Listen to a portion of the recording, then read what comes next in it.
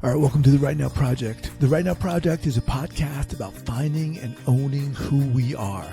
It's about learning to trust ourselves, finally. It's about learning to trust our guts. It's about uncovering our authenticity and allowing who we are to soar. My name is Guy McPherson. I'm the founder here, and this is my journey too.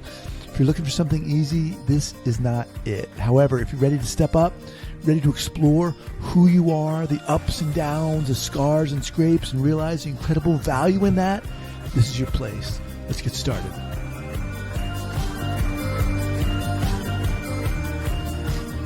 All right, welcome back to the Right Now Project. Oh boy, folks. You know, I have to stop belaboring. No, that's not a good word. I have to stop weighing what I'm going to say. You know, I editing in my mind what I'm going to say. That's not what this is about. That's my other podcast where I do more of that. This is not that. This is almost the antithesis of that. Last night, my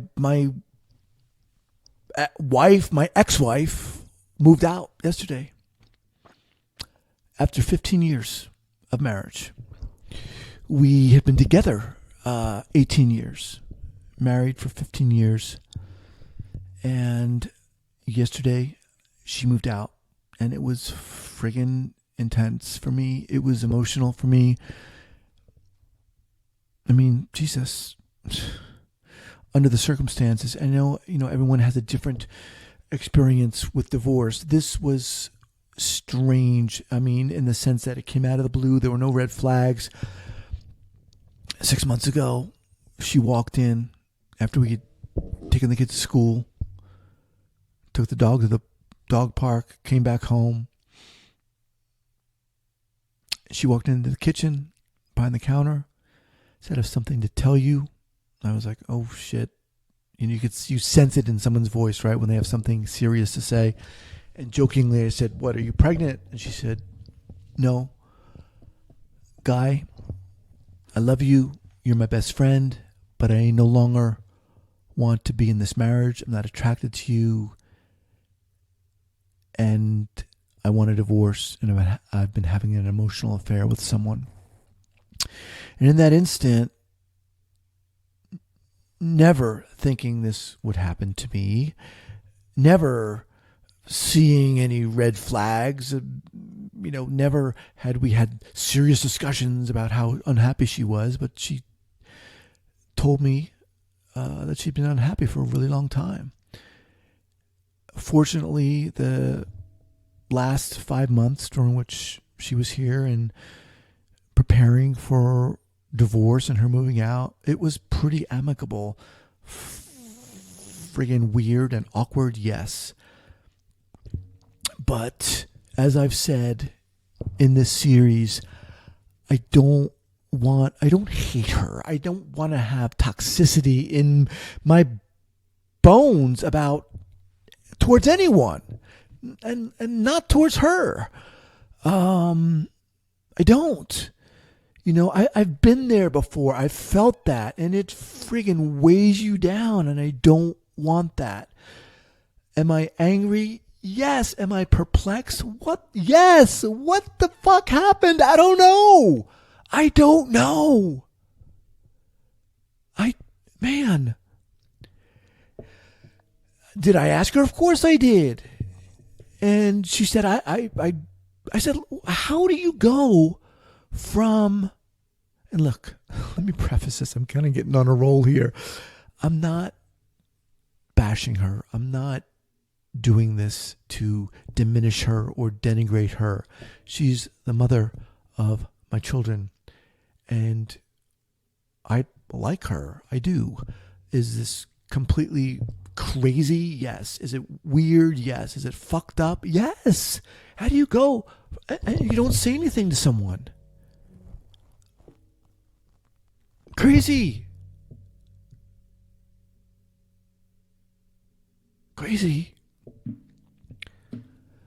But as this process has unfolded, I've found and find myself, I feel like I'm juggling emotions and learning how to deal with them and being challenged by them. And very mindful about how the different emotions are impacting my life. And look, this is an opportunity. Of course it is an opportunity. It's fucked up as it is. I'm using it as an opportunity. But what am I going to do? We have a choice. I'm going to sit in the corner and weep and get mad at her and keep saying, what happened? What? Yes, I'm saying that. But I am not sitting down. I can't. Life is too short. I've got 2 kids. I've got a body to take care of. I've got a mind to take care of. I've got a business to run. I've got podcasts to produce. I've got to get up. I've got to keep moving. I've got a dog to walk.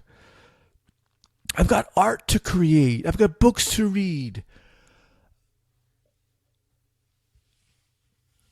We have options. I have options about what I'm going to take into my body, what I'm going to read, how long I'm going to allow sadness to envelop me. Look, put another way, how long I'm going to embrace the sadness, how long I'm going to sit and wallow in the sadness. And immediately when that happens, I feel it.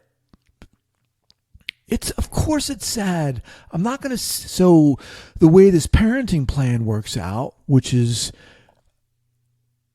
how many days one child's going to be with me or both kids are going to be with either of us. Fortunately, everything has been pretty amicable. We got a mediator. We didn't need lawyers. This whole thing was wrapped up in 6 months. We saw a mediator, paper signed. It's all been done in 6 months. And apparently now it's headed to the court and the judge, and it'll probably be finalized within a couple of weeks. But the reality is that I don't have a partner now. And I'm going to be seeing my kids 50% less time. And that sucks. And there's, it's like, well, she orchestrated this. She initiated. Yeah, she did. But I don't want to have that, she did this to me. And that feels like it puts me in this victim mentality. And I just don't want to do it. I've been there. I've done that stuff, man. And this is what this podcast is about. It's about being ready to move forward, to move on, whatever that means. It's going to look differently for everyone, right? I mean, you've heard stories about divorce and people getting, people yelling and fighting and plates are thrown and people ducking and fighting in front of, none of that happened here. None of that happened here. I was completely blindsided and felt really, what's the word?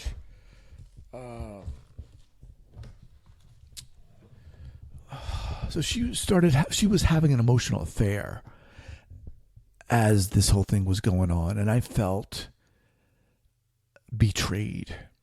That to me was like, well, come on. At least wait till we get a divorce and then do that.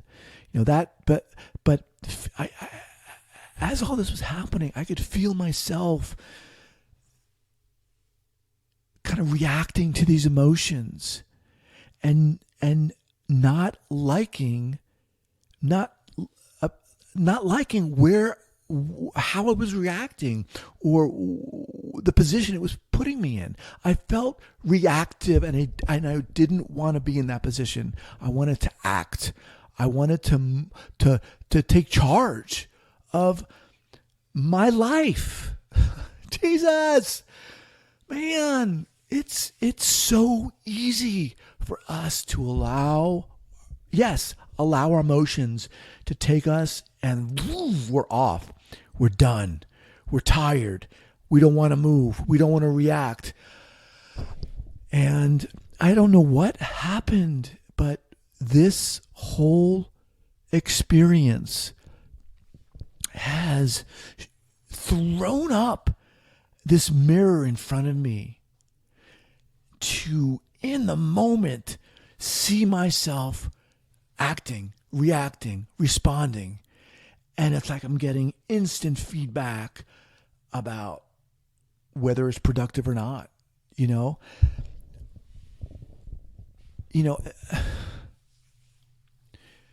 Look, this is my process, and you're going to have your own process, whatever struggle you're going through rather. And we're all, man, in the several years that I've done the Trauma Therapist podcast, I've learned that we're all going through stuff. We've all got a struggle, whatever it is. This is mine right now. Yours might be abuse of some kind, or anxiety, or depression, or addiction, whatever it is. We're all going through something. And this is not about comparing sufferings. It's not about that at all. It's about being willing to look at what the hell is going on and start to get up, stand up and take charge. Whatever. For me, it means it means being really honest to myself about the emotions that I'm experiencing and being aware of them and how they're impacting me and affecting me and influencing me, and shifting whether I'm able to act positively or not. I don't want to give someone else power to shut me down, to put me in a negative space. And it's very easy for me to go there in this situation, right? She did this to me. Boom. Guy, we're getting a divorce. Boom. We're done. Boom. With that decision, I'm going to see the kids 50% less. I can't do anything. Could I have gone to court and fought that? Yeah, but no, come on. I'm not going to do that. I don't need to do that. But so in a sense, right, she pushed that button. She pulled that lever.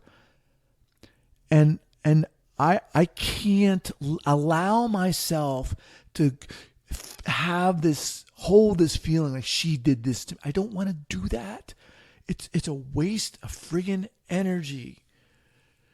So right now I'm very focused on what I'm reading, very focused on what I'm bringing into my body and my mind. And it's hard. It is hard. Look, I do not have this all figured out.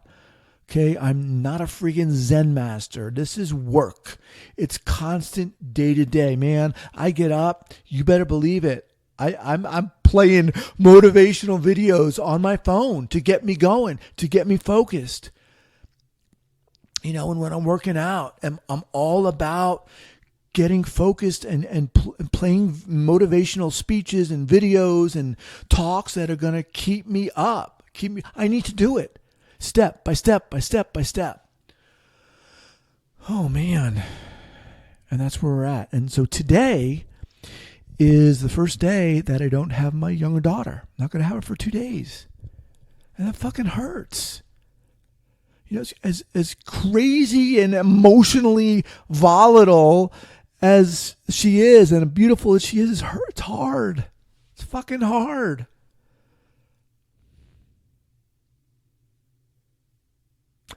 How can I make myself better? How can I make myself stronger? How can I be a model to my kids?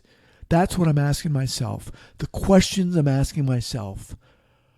Okay, I'm making sure they're powerful. I'm making sure they're vital and they're invigorated and empowered. And that's what I'm doing. That's my diet right now. Oh, man. Let's do it. Let's do it. Let me know how you're enjoying this podcast. Please leave a review. Go to Apple. Leave a review if you're enjoying it. Have an awesome day. shoot me an email. Let me know your thoughts. Let me know what you're going through too. All right, take care. Bye.